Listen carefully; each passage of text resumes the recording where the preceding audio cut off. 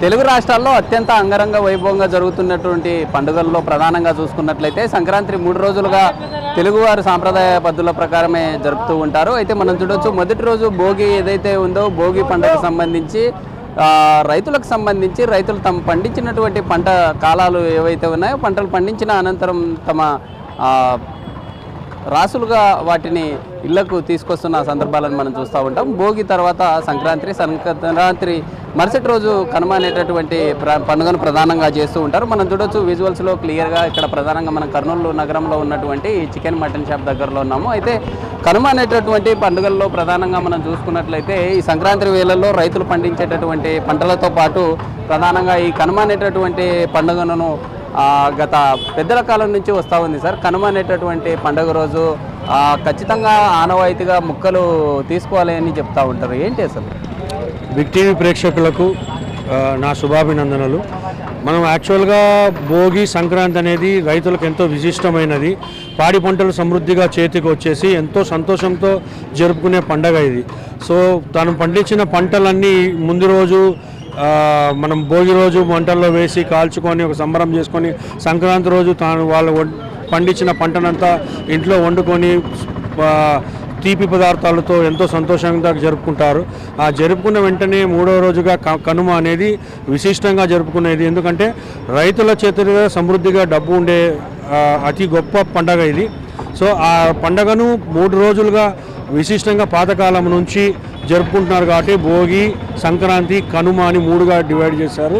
ఈరోజు కనుమ రోజున మొత్తం అన్నీ అయిపోయిన తర్వాత దహనము స్వీట్ అన్నీ అయిపోయిన తర్వాత ఈ మాంసము చికెన్ మటన్ అనేది వాళ్ళ యొక్క జీవ చాపల్యాన్ని సంతృప్తి పరుచుకొని ఇంట్లో సంతోషంగా ఇంటిళ్ళ పాది కూర్చొని వడలు అన్నీ చేసుకొని ఈరోజు చాలా సంతృప్తిగా తినడానికి కోసమే ఒక సంతోషకరమైన వాతావరణం అందరిలో సమాజంలో కానీ కుటుంబంలో కానీ వెళ్ళి విరసాలనే ఉద్దేశంతోనే పెద్దలు ఈ కనుమ పండుగ ఈ సంక్రాంతి భోగి అనేది ఏర్పరిచారు. సో అందరూ సంతోషంగా జరుపుకోవాలని బిగ్ టీవీ తరఫున నా తరఫున హరినాథ్ మాట్లాడుతున్నాను. Thank you very much.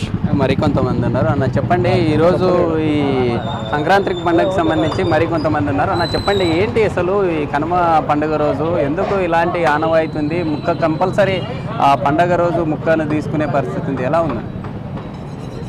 బాగానే ఉంటుంది. కనుమ పండుగ అనేది ప్రతి సంవత్సరం ఒకసారి వస్తుంది కాబట్టి కనుమ పండుగ అనేది ప్రతి సంవత్సరం జరుపుకునే పండుగ. ఇది చాలా ఉత్సవం జరుపుకుంటామనేది మన 2 తెలుగు రాష్ట్రాలలో అన్ని పండుగలలో ఇది కూడా ఒక ముఖ్యమైన సంక్రాంతి పండుగ అనేది చాలా ముఖ్యమైనది. ముఖ్యంగా ఇది రైతులకు చాలా ఇంపార్టెంట్. వాళ్ళు కొత్త ధాన్యము కొత్త పంటలు వస్తూ ఉంటాయి. ముఖ్యంగా మన తెలుగు రాష్ట్రాలలో ఇది 3 రోజులు జరుపుకుంటారు.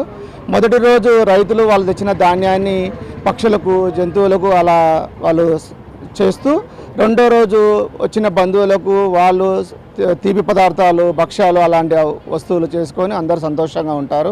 3వ రోజు తప్పకుండా అందరూ నాన్ వెజ్ మటను చికెను అలాంటి వస్తువులు చేసుకొని తమ బంధువులు ఆ వీధిలో ఉన్న వాళ్ళందరూ చాలా గ్రాండ్గా ఈ మన తెలుగు రాష్ట్రాల్లో జరుపుకుంటారు. ముఖ్యంగా ఆంధ్రాలో అయితే ఇంకా అద్భుతంగా ఇది జనాలు సంతోషంగా కులమత భేదాలు లేకుండా చాలా అద్భుతంగా జరుపుకుంటారు. కార్తీక మాసము జ్యోతి దర్శనం అంతా అయిపోయి నిన్న 14వ తారీఖు జ్యోతి దర్శనం ఉంటుంది. ఆ జ్యోతి దర్శనం అనంతరం వాళ్ళు 40 days 50 days మాలాధారణలో ఉన్నప్పుడు ఈ నాన్ వెజ్ కానీ ఇటువంటి కానీ ఏవి తీసుకోరు. ఈరోజు వాళ్ళు జ్యోతి దర్శనం నిన్న అయిపోయింది కాబట్టి దానివల్ల ఈ 41 days ఉన్నారు దీక్షలో. ఏదో ఈరోజు అందుట్లో కనుమ పెద్ద పండుగ సంక్రాంతి ఇక్కడ మన సైడు చూస్తే చాలా తక్కువ, కోస్తా తెలంగాణలో అయితే ఇంకా ఎక్కువ ఉంటుంది, మన సైడే తక్కువ. దీన్నే మనం ఎక్కువగా భావించి చేసుకుంటారు. ఇక్కడ ఈ చూడొచ్చు మన ఈ షాప్ ఏదైతే ఉందో షాప్ దగ్గరికి ఉదయం నుంచే పెద్ద స్థాయిలో బారులు తీరి జనాలు అయితే వస్తూ ఉన్నారు. అయితే గతంలో పెద్దలు ఏవైతే పెట్టుకున్నారో పండుగ సంబంధించినటువంటి ఆచార సాంప్రదాయమైనటువంటి కనుమనేటటువంటి పండుగ రోజు చేసుకునేటటువంటి కర్రీ పండుగ కావచ్చు లేదా పార్న అనేటటువంటి రకాలుగా ఈ రాయలసీమ ప్రాంతంలో పెద్ద ఎత్తున పిలుస్తూ ఉంటారు. ఇలాంటి సాంప్రదాయమే కొనసాగిస్తామన్నా అని చెప్పి తెలుపుతున్న పరిస్థితి. వీడియో జర్నలిస్ట్ సురేష్తో శ్రీరామ్, బిగ్ టీవీ కర్నూలు.